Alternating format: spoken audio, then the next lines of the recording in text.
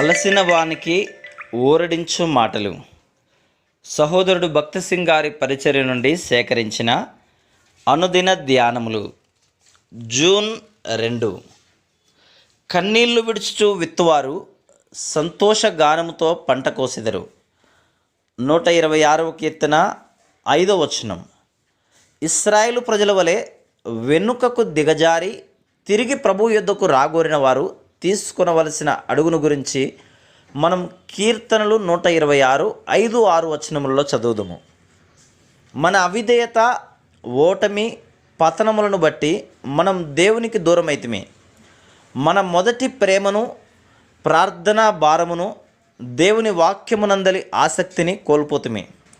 ఇట్టి దౌర్భాగ్యకరమైన పరిస్థితిలో మనం ఉండి ఇతరులు కూడా దారి తొలగుటకు కారణమైతిమి.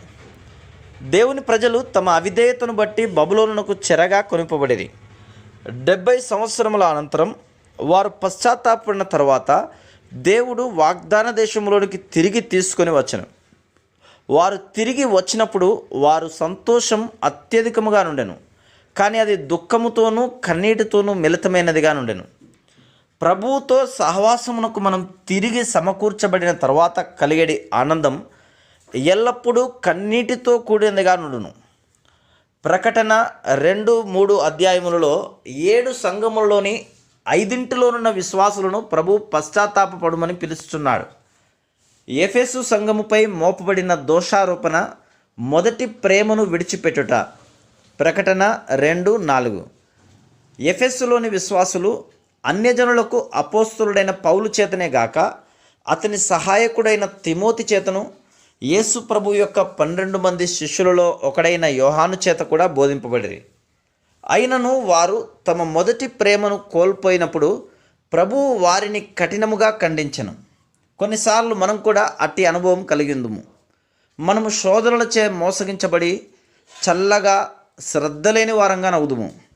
మన ప్రార్థనా భారం తగ్గిపోయి నశించు ఆత్మల విషయంలో పట్టింపు లేని వారముగా నందుము. ఇంకనూ దౌర్భాగ్యకరమైన విషయం ఏమనగా ఇట్టి స్థితిలో ఉండి మనం నిశ్చింతగా నుందుము. కానీ కృపగల దేవుడు తన శాశ్వతమైన ప్రేమను బట్టి మనలను తన యొద్దకు ఆకర్షించుకొనును. మనలను మనము తగ్గించుకొని ఆయన యొద్దకు తిరిగి వచ్చుదుముగాక. అప్పుడు ఆయన మనం కోల్పోయిన సంతోషమును, సమాధానమును తిరిగి సమకూర్చును. మన సంతోషముతో కన్నీరు మిళితమగును. ప్రభువును దుఃఖపరిచిన దానిని బట్టి, మనము కోల్పోయిన అవకాశములను బట్టి, ఇతరులను దారి తొలగించుటను బట్టి మనము కన్నీరు కార్చుదుము. ఇట్టి అనుభవములను బట్టి పడిపోయిన విశ్వాసులకు సహాయం చేసేది శ్రేష్టమైన స్థాయిలోనికి మనం రాగలం. 126వ కీర్తన 5, 6 వచనములలో వలె మనం వారి యొద్దకు కన్నీటితో వెళ్ళగలము. Praise the lord.